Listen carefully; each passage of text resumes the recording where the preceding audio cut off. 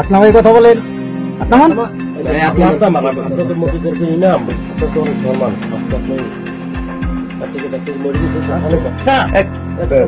বাড়ির কোনো লোকজন একটা তো টাকা পায় না আপনি ছেলেটা বের করে দেন আপনার কি বাচ্চা আছে